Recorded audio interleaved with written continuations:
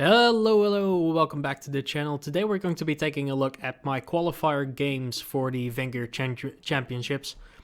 And just a little disclaimer, I did not make it past the qualification round. I did not really expect to win any games at all. So yeah, we're just trying to have fun here. I also tried playing in the IMO and Shinji games, but I actually got matched up against people like Viking the Cat, who was a very skilled Polytopia player. So I did not have high hopes for the Vengir qualifiers.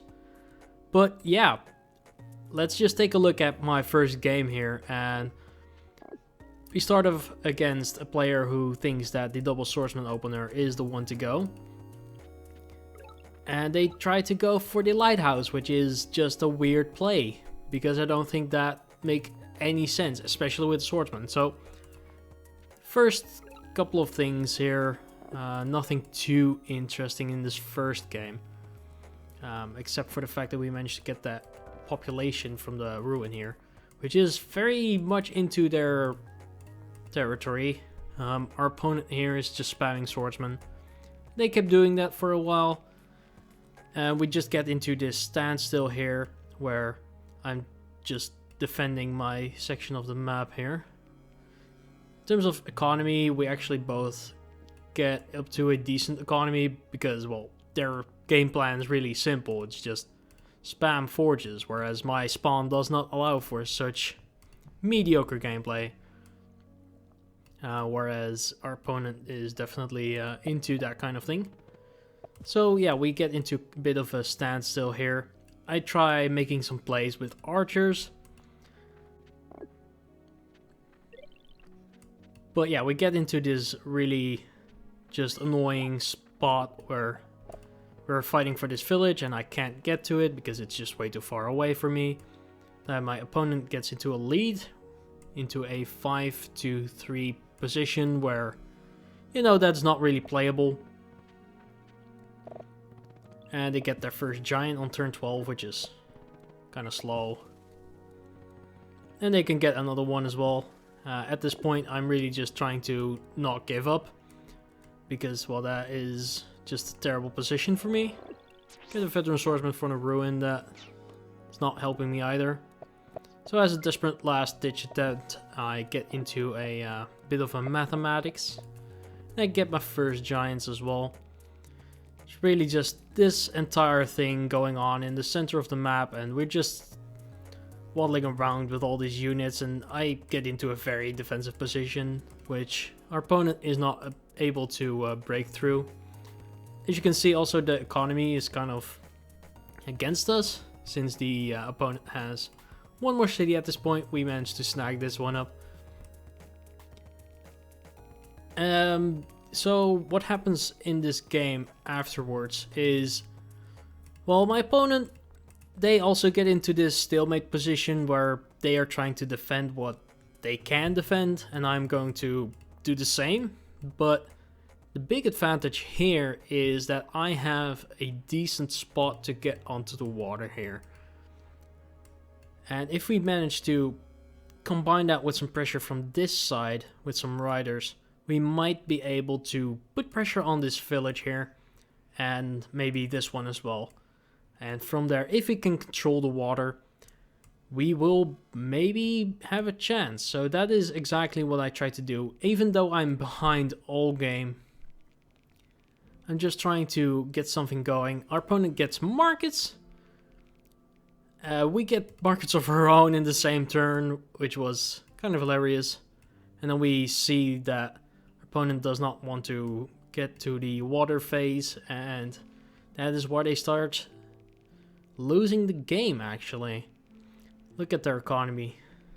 So much better than ours, but like I said, we are able to put some pressure on this section of the map, and that just allows us to combine that with the overwhelming pressure on this side to pressure this city here.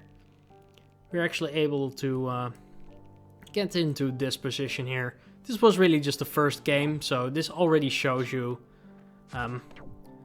how much work goes into these World Championships. And I also have some other thoughts about the World Championships, but I will get to that in a second.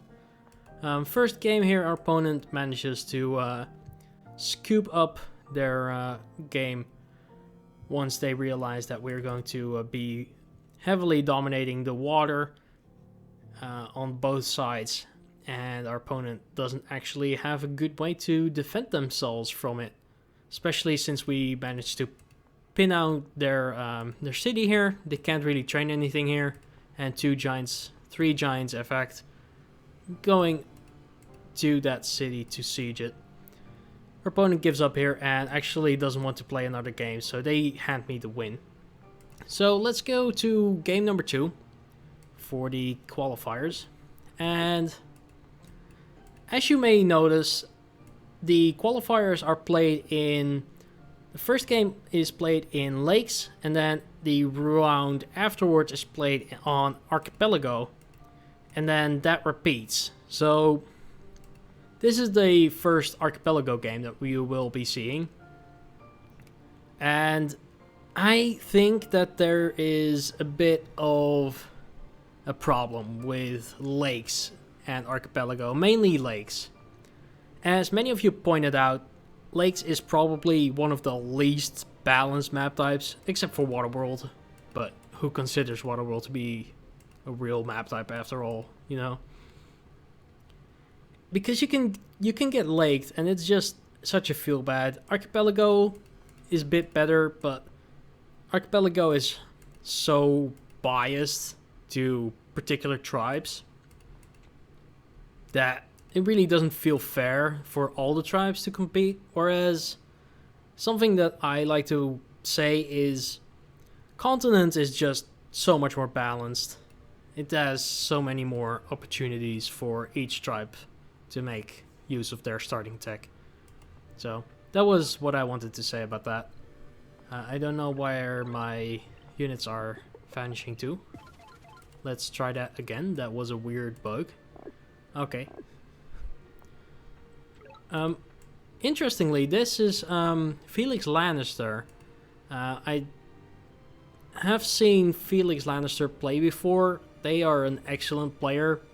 We had a very quick chat after these games, and neither of us had actually played or practiced for this particular game mode, so we are actually figuring it out as we go, which led to some interesting plays which you will probably never see in more practiced games for the World Championship, because neither of us had an idea how to play this properly.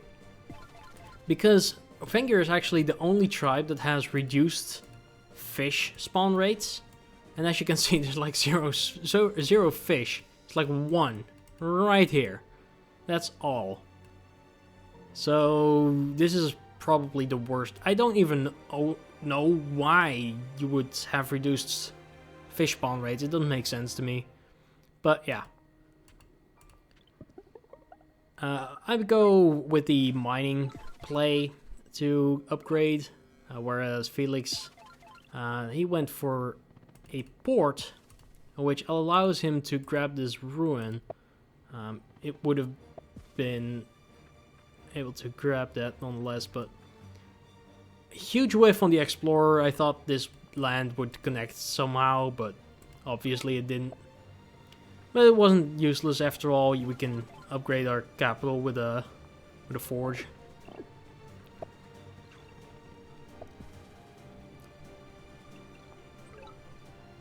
Get some meeting stars. Oh, they get Star Ruin. That is... I wanted to see that. So, our economies... Mine is a bit better because I go for a faster economy play, whereas Felix tends to go with a more expansion play. Which allows him to snag up this village. Whereas I do grab that ruin after all. Wow, that economy was really lagging behind.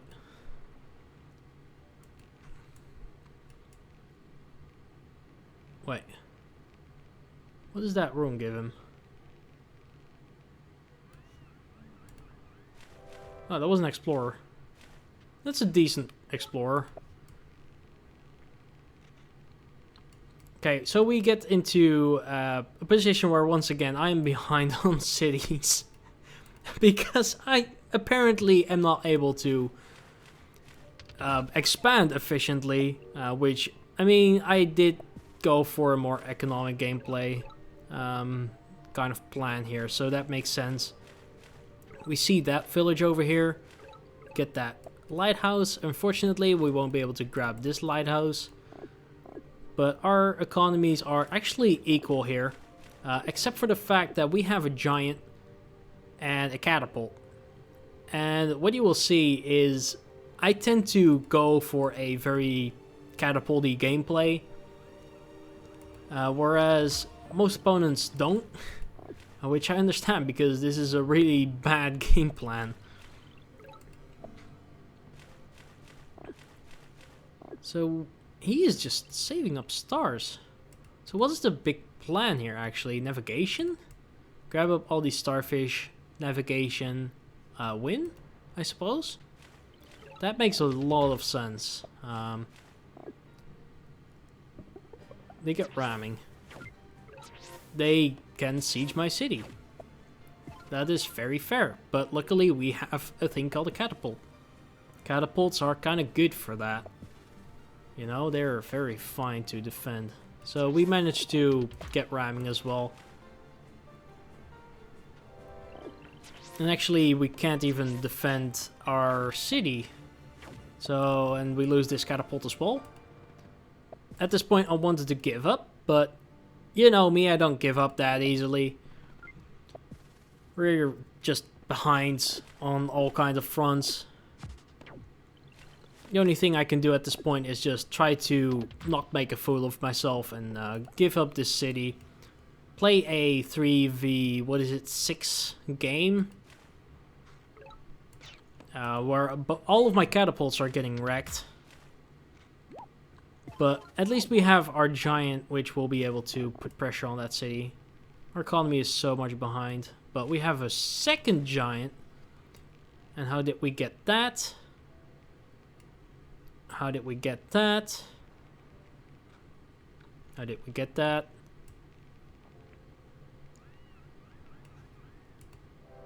With a population ruin. There you go. So, yeah, we're just defending, trying to not lose, which is really tough. But, man, 2 giants is better than 1 giant, I suppose.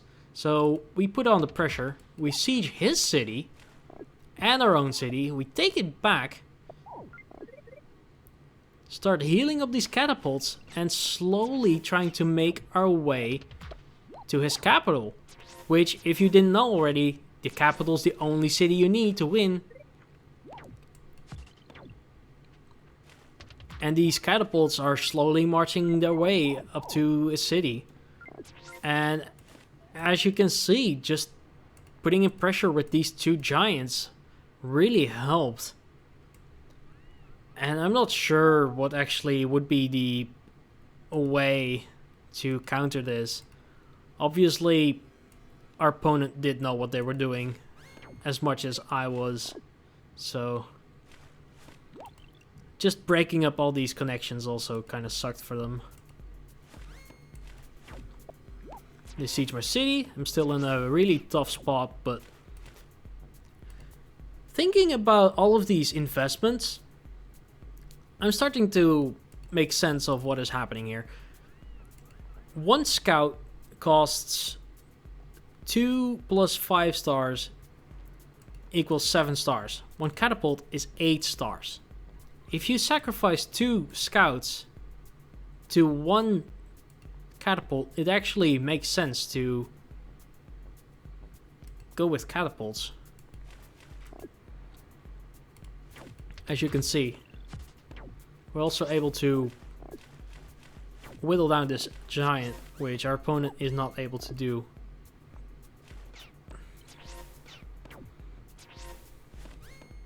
Yeah, this is tough.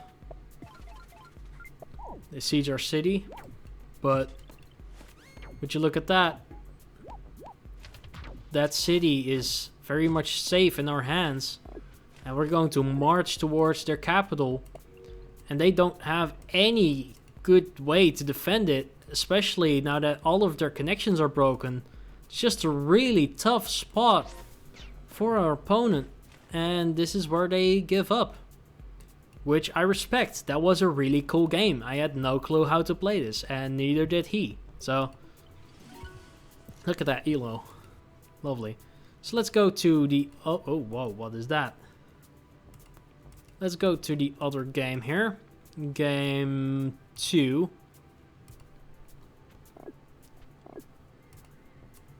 Okay, this is the game where I'm playing the Orange Vengir. Wait, no I'm not. My bad. I'm not playing Orange Vengir, I'm playing Vengir. And this game as well, pretty interesting. Let's see what... Okay, so Felix tries to mimic my strategy here, which is pretty cool.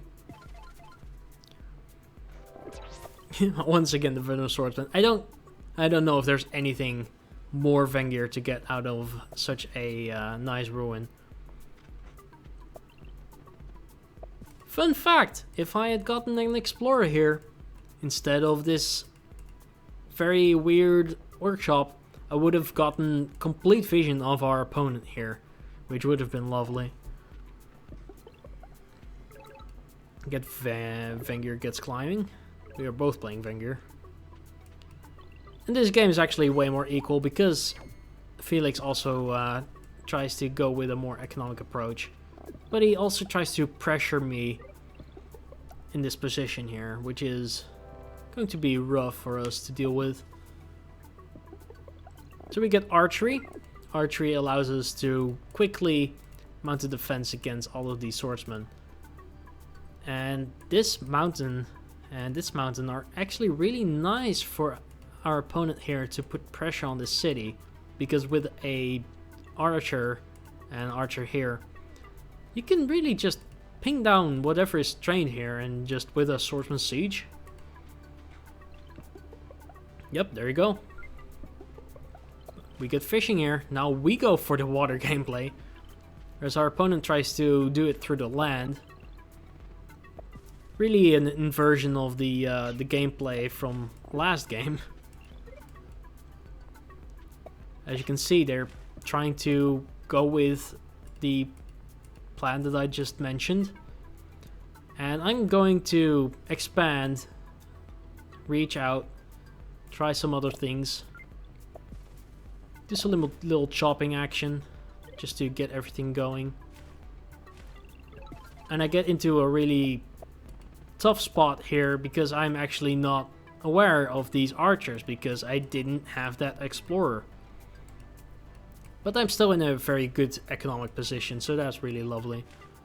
Since I have fishing here, I'm going to get an explorer, which doesn't amount to anything. And there you go with the siege. It's going to be rough to unsiege that, if we can unsiege it at all. Opponent gets an explorer of their own, but still in a bad position looking at the economy, but at least they're making some progress against our city. We actually need to dismount this swordsman here.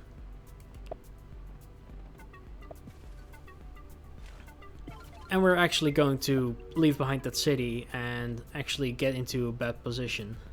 But we will be able to unsiege that, or at least try to put pressure on it.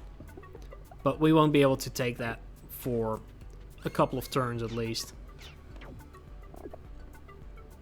But at least we will get some free kills. What is this? Doesn't link up? Let me... Why didn't that link up? Oh, because they don't have vision on this tile. Oh, that is rough. That is very rough. Population growth. Really nice if you want to get something, such as a giant. Now we're able to upgrade the city, get an explorer, get some vision on what our opponent is up to. And now finally knowing that we won't be able to siege this city and keep it, I decided to go with a different angle, because as you can see we have a lead on the water here, which is really important, especially on Archipelago. So we're going to do exactly that. Make use of our perfect water dominance here.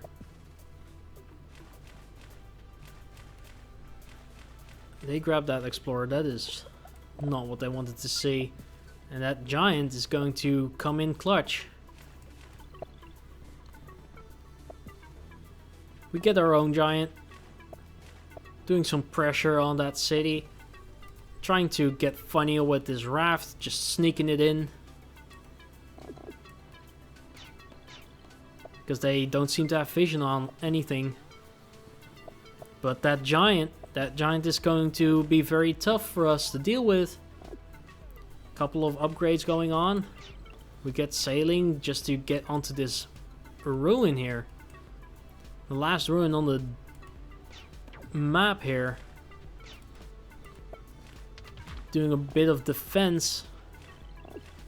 Will it be enough to unsiege if they go for our capital? Because this is tough. This is going to be really explosive.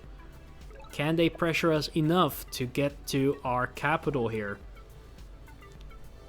We get the Star Ruin, which is really nice because we will be able to use that. And I'm actually trying to not make too much pressure onto our city by diverting the attention to the other actions here. But our opponent thinks nah and goes for the siege on our capital, which will be very difficult to get rid of. Luckily all of these archers are doing a great job, and that giant on our own is going to hold the line for just a second here. But it looks like our opponent will be able to snag up this village and try to put pressure on us from this city here, which is going to be really tough.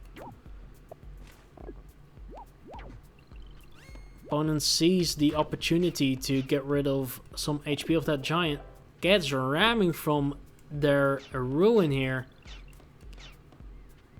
We put down a firing squad and get rid of this village being claimed here. Make a misplay, which is very bad. Get rid of our giant. Get some value from these archers. Whittle down the HP on that giant. Try to get our navy into action. But will it be enough archers and naval support to get rid of the giant? That we will see in a bit.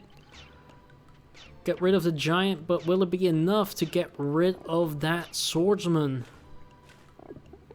We get navigation just to grab all of these starfish, which is really incredible. We need a couple more units. They get riding roads. Go for a very harsh attack on our city, but will we be able to get rid of that siege? With all of these swordsmen getting roaded in. Gonna be rough. It's gonna be a bit of a Hail Mary. Get rid of it. Get rid of that swordsman.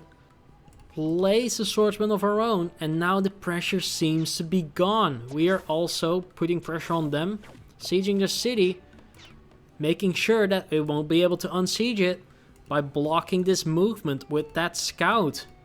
And that is actually where our opponent gives up. We never got to make a bomber, guys. Is that also 4 lighthouses? No, not yet. So this is actually where our opponent is going to give up here in this position, which, respectable, our opponent really almost got us here with that roads play. Really, really nice. And that put us into round 3. And if I'm being honest, round 3 is not going to be that interesting. So we'll go over them very quickly. It's actually only one game. Look at that map. It's so balanced. You've never seen anything like it before. Let's just get right into it. If you like my videos, by the way, make sure to like and subscribe, of course. Really helps me out, makes me happy. Another opponent with the double swordsman opener. I don't know what is up with that.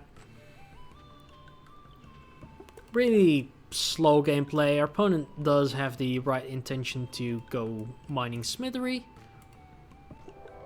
They get writing from a ruin here.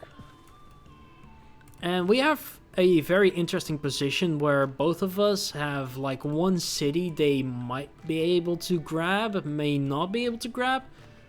And these two are just going to be very much into the hands of the person who can get onto the water first. Which will put them in a very substantial lead.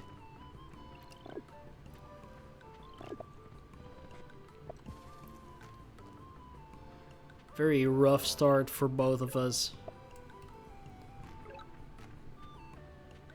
Because we both know that we will need to fight for these villages in order to even get a good naval access. And for them even rougher because they need this city in particular to even access this lake here. This one as well. Or they need to border growth either of these cities to even get access. So actually a really tough position for yellow Vengir here. Yellow? Did I say yellow? That is pink, yeah, Vengir. That is not yellow at all.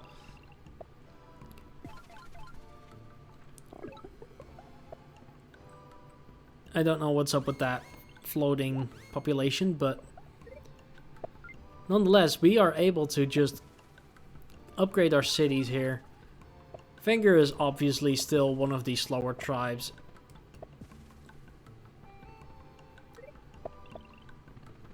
Opponent gets some upgrades. Let's speed up a little bit here. It's not too interesting. They go for that border growth here. Trying to go with the roads in order to get trade. In order to just overwhelm us with value. But look at that giant. It's going to come in. And be very helpful. In terms of economy, our opponent is actually currently behind, but they will be getting a very nice economic boost from that ruin, which gives them stars. But looking at the position here, we're actually going to be able to defend both of these lakes with the use of some catapults. These catapults are going to be very, very handy when it comes to defending the water, as well as putting pressure on these two cities. Because as long as we can control this water, which we will be able to do, it's going to be impossible for them to push through here, especially with these catapults. So in this case, I would say that catapults is actually the correct call. But our opponent thinks, you know what, I got that border growth, may as well start using some ports to start thinking watery thoughts. But I'm thinking the same thing. I'm thinking, you know what, I got myself a giant, make it speedy, go into the water, put pressure on this city, be able to just pin it down with 2 catapults. If I can manage to get that one over here, would be impossible to break through, because that reduces their city count to just 2 units. Whereas mine is just going to be overwhelming with just even spotting that there would be 2 villages, which is harder for our opponent here. So we're going to be in a good position here to win. And these riders are not going to cut it against our catapults because they're in such a nice position to just defend.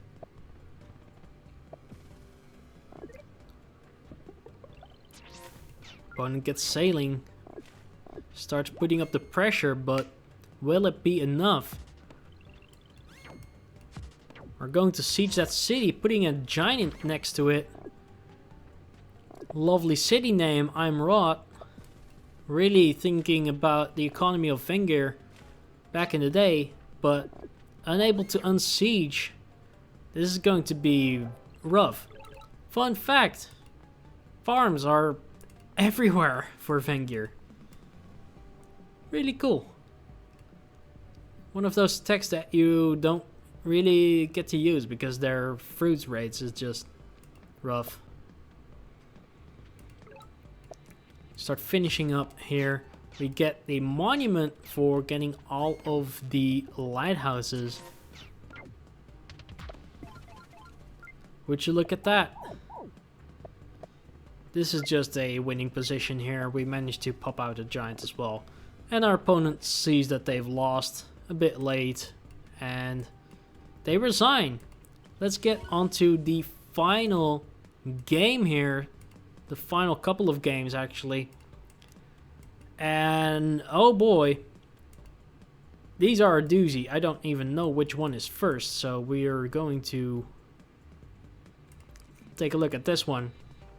Now, Big Dictator Bossman is also known as Astrea, which is someone who is incredibly talented at this game, and I probably should have asked them to explain to me how to actually properly play this. As you will see, I'm going to get destroyed.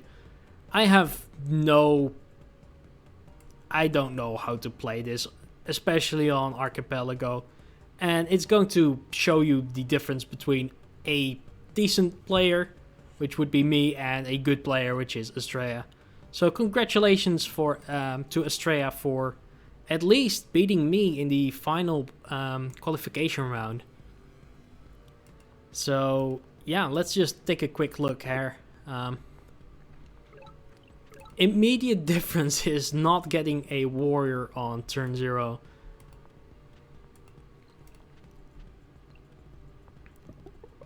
And just rushing mining apparently. The slower expansion but the faster economy. Would that be doing the trick? We get to that ruin because they didn't go with the fast expansion.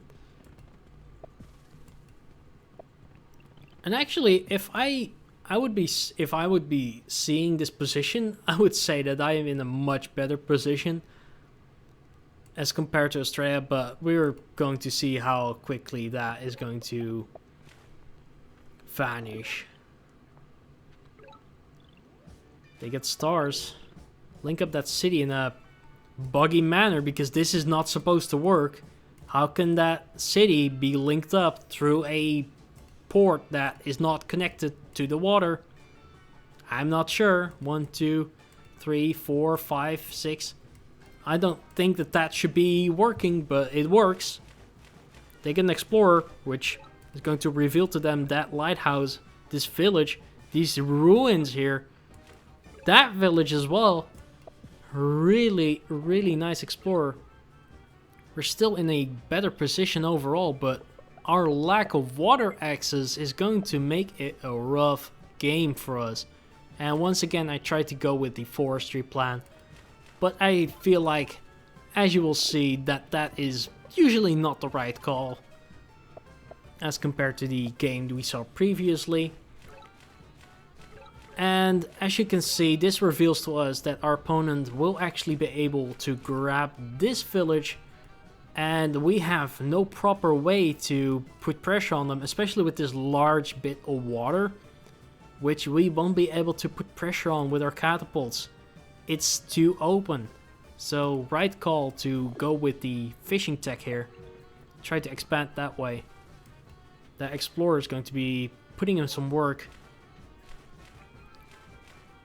revealing that lighthouse as well.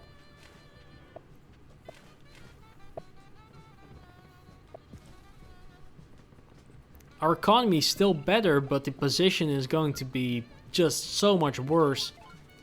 If we take a look at all of these connections being formed, that giant is coming, and we won't be able to get rid of it. There you go, that's a giant. Turn 10.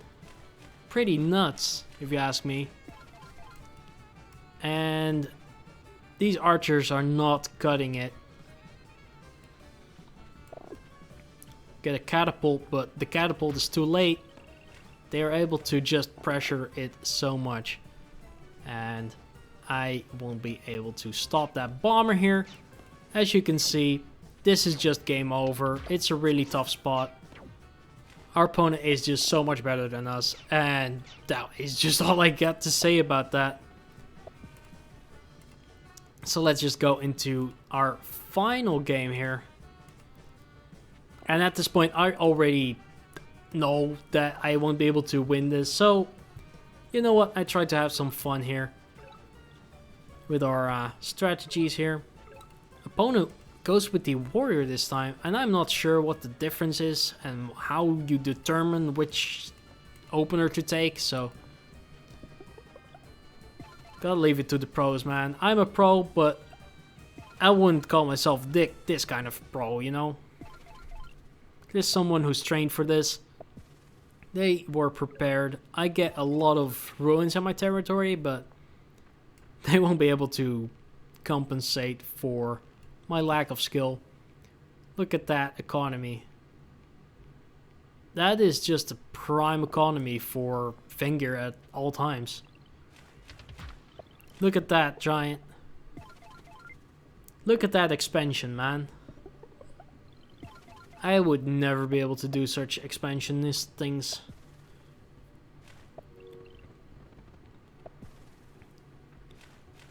This is just sheer being better than someone. Being able to pop a giant as well, but it won't be enough. That's just a good economy for Vengir. Would you look at that? 23 stars turn 10. That is just very fine. Not able to deal with that. We can try doing some defense. Get our second giant as well. But it won't be enough. They will siege that. No problem. Get meditation, get a star ruin. It won't be useful to us at all. So I pop another giant. I was debating whether or not I should get a park just for the fun of it. But yeah, this position is unwinnable for me because I just don't know how to play this properly. But most important bit is that we had fun. It was a lot of cool things that we saw here. I played Vengir on Archipelago, which is just terrible, but it was a lot of fun. So yeah, in the end, I managed to get to the last round of the qualifiers, I would say. Yeah, the Vengir qualifiers. It was a lot of fun, but bad. That difference on the last game was just immaculate. So yeah, I hope y'all enjoyed. Did you also play for the Vengir qualifiers or any other tribe? Let me know in the comments down below, and I will see you in the next one. Goodbye.